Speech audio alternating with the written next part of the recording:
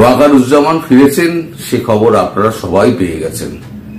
নির্ধারিত সময়ের অন্তত ৬-৭ ঘন্টা আগেই তিনি ফিরে এসেছেন এবং ঢাকা বিমানবন্দরে না নেবে তিনি গোপনীয়তার সঙ্গে তেজগাঁও বিমানবন্দরে নেমেছেন, সেনা প্রহরিত যে বিমানবন্দর।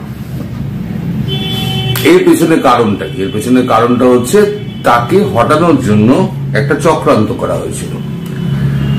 সেই খবরটা তিনি আগেভাগেই পেয়ে গেছিলেন এবং তারও তো এখানে কিছু লোক রয়েছে, সেই লোক মারফত তিনি পেয়ে গেছিলেন খবরটা এবং তড়িঘড়ি সফরসূচি কাটছাট করে তিনি ওখান থেকে রওনা দেন এবং কিছুটা আপনার ঘুরপথে, কিছুটা ঠিক পথে তিনি মানে অনেকটা চেঞ্জ করে করে এসছেন, রুটকে ডাইভার্ট করে করে এসছেন। ওনার সঙ্গে আরো দুজন ছিলেন, তাদের নামটামগুলো আমি প্রকাশ করব না, দুজন ছিলেন।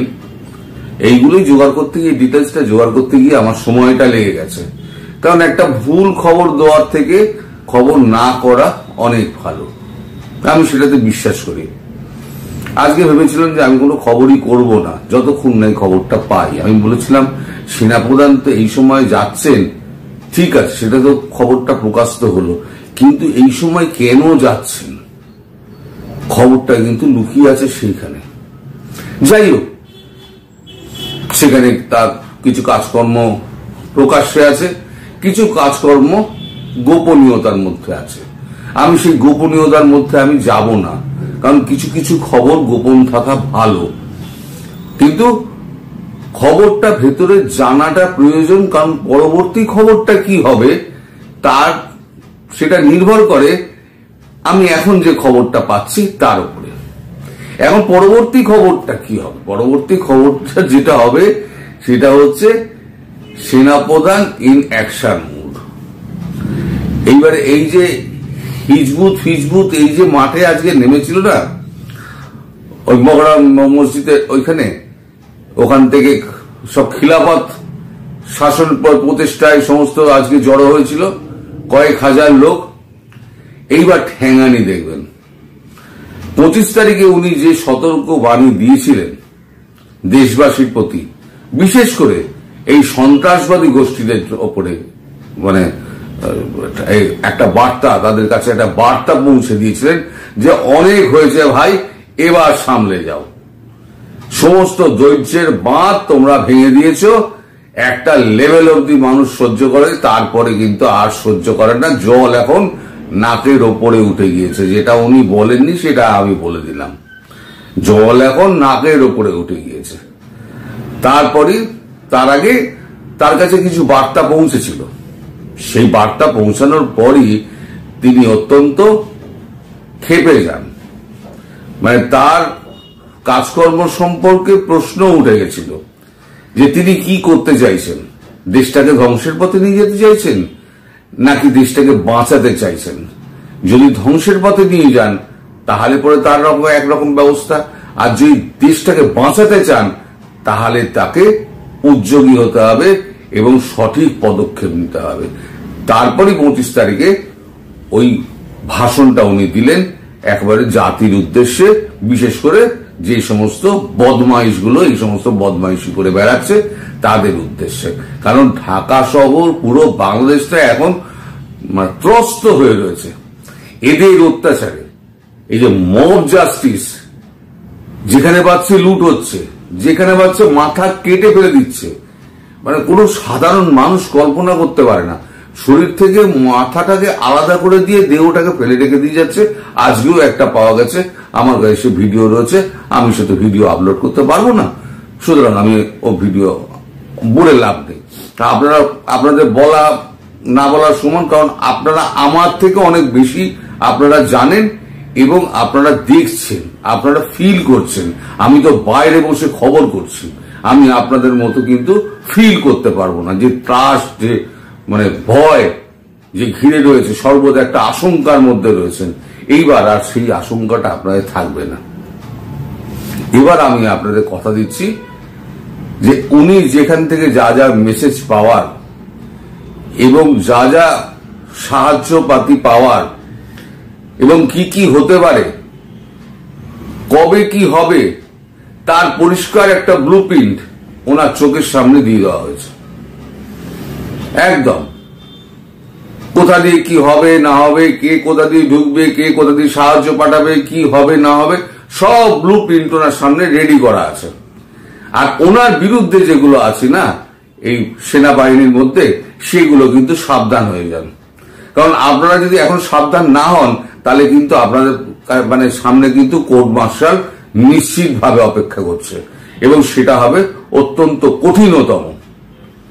কারণ শেখ হাসিনা ফিরলে, প্রধানমন্ত্রী হিসেবে যখন উনি ফিরবেন, তখন কিন্তু এই ব্লুপ্রিন্টের একটা অংশ কিন্তু তিনিও, জেনে রাখুন, আপনাদের প্রধানমন্ত্রী ফেরা এই ব্লুপ্রিন্টের অংশের একটা অংশ তিনিও। ফলে যারা এখানে সেনাবাহিনীর মধ্যে যারা বিশৃঙ্খলা সৃষ্টি করার চেষ্টা করছেন, যারা একটা কু করার চেষ্টা করছেন ওয়াকারুজ্জামানকে সরিয়ে, তারা এই চেষ্টাটা আর করবেন না। যদি করেন তাহলে চরম শাস্তির জন্য আপনারা অপেক্ষা করুন। তার থেকে আপনাদের সন্তানাদি রয়েছে, পরিবার রয়েছে, আপনাদের কেরিয়ার রয়েছে, আপনারা দেশের পাশে দাঁড়ান, মানুষের পাশে দাঁড়ান। এই হিজবুত ফিজবুত কিন্তু এই পৃথিবীতে থাকবে না, এরা কেউ থাকবে না। সুতরাং কিসের পেছনে আপনারা ছুটছেন? ৭১-এর বিরোধিতা করে কোনো লাভ নেই, কারণ মানুষের চেতনার মধ্যে ৭১ ঢুকে গেছে, করে লাভ নেই। আর আপনারা যে ৭১-এর অস্বীকার করেন এটা বলছেন না, করার চেষ্টা করছেন, পৃথিবীর কেউ আপনাদের সমর্থন করবে না, কেউ করছে না। এবং সে মেসেজটাও কিন্তু পরিষ্কার ওয়াকারুজ্জামানের কাছে চলে গেছে যে কেউ পৃথিবীর আপনার পাশে নেই, যারা রয়েছে আপনাকে সাহায্য করার জন্য তারা হচ্ছে এরা। তো আপনার সামনে এই পথ খোলা রয়েছে, আপনি এইভাবে এগোন, এইভাবে এগোলে পরে এই পথে আপনি সোজা গিয়ে আপনার জায়গা মতো পৌঁছাতে পারবেন। দেশটা একটা জায়গায় পৌঁছাবে, স্থিতিশীলতা আসবে। ফলে তিনি একটা ব্লুপ্রিন্ট নিয়ে এসছেন, সেই ব্লুপ্রিন্ট অনুযায়ী আজকে থেকে কাজটা শুরু হবে। এই আপনারা যারা এই সমস্ত দুঃশাসন ঘুরে বেড়াচ্ছেন না সারা বাংলাদেশের বুকে, একেবারে মানে ত্রাস মাথিয়ে রেখে দিয়েছেন, এই আপনাদের কিন্তু খুব দুঃসময় আসছে। আমি একটা আন্দাজ দিয়েছিলাম আপনাদের যে সেনাবাহিনীর প্রধান যখন যাচ্ছেন, তিনি কিন্তু এই সময় এমনি যাচ্ছেন না, এর পেছনে কোনো কারণ রয়েছে। এবং আমি বলেওছিলাম, সবাই যখন বলছিল উনি পালিয়ে গেছেন, অমুক গেছেন তমুক গেছেন, আমি কিন্তু একটা ভিডিওতে বলেছিলাম না, উনি ফিরে আসবেন, যথা সময়ে উনি ফিরে আসবেন। ফিরে এসছেন, একটু আগে ফিরে এসছেন, এবং একটা মেসেজ নিয়ে এসছেন, এবং কোথা দিয়ে কি হবে না হবে ওনার কাছে জল ছবির মতো পরিষ্কার হয়ে গিয়েছে। এবং কাল থেকে আপনারা দেখতে পাবেন সেই কর্মকাণ্ড, এবং আগামী 10-15 দিনের মধ্যে পরিস্থিতি পুরো পাল্টে যাবে। বাংলাদেশের পরিস্থিতি আগামী 10-15 দিনের মধ্যে পুরো পাল্টে যাবে, এবং বুঝতে পারবেন এই ফারাদ মাজাহারের শীর্ষ বিশ্ব যারা রয়েছেন তারা কিন্তু বুঝে যাবেন বাংলাদেশ আর তাদের থাকার জায়গা নেই। এখনই আমি তাদের বলে দিচ্ছি, তারা বুঝে যাবেন ফারাদ মাজাহারের শীর্ষ যারা, বাংলাদেশ তাদের আর থাকার জায়গা নেই, তাদের জন্য অন্যত্র বাসস্থান তাদের খুঁজতে হবে। আর যদি বাংলাদেশে থাকে তাহলে বাকি জীবনটা অন্ধকার কারাগারে কাটাতে হবে। আমি এটা আজকে বলে দিয়ে গেলাম আপনাদের, শুধু আমার কথা সময় মতো আপনারা মিলিয়ে নেবেন। আর ভিডিওটা খুব একটা দেরি করব না, আমি খুব লম্বাও করব না, কারণ রাত হয়ে গিয়েছে। আপনারাও সমস্ত রমজানের মধ্যে আছেন, নানান রকম অনুষ্ঠানের মধ্যে আছেন, ফলে বেশি সময় নিয়ে আপনাদের এইটা নিয়ে বেশি ঘাটাঘাটি করে আমি কিছু করব না, লাভ নেই তাতে।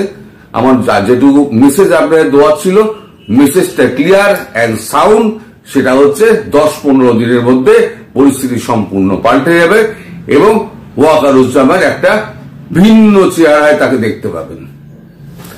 যে চেহারাটা আপনারা একদিন দেখে এসেছিলেন সেই চেহারার বদলে এবার একটা ভিন্ন চেহারা আপনারা দেখতে পাবেন। সবাই ভালো থাকবেন, সুস্থ থাকবেন এবং সাবধানে থাকবেন। নমস্কার।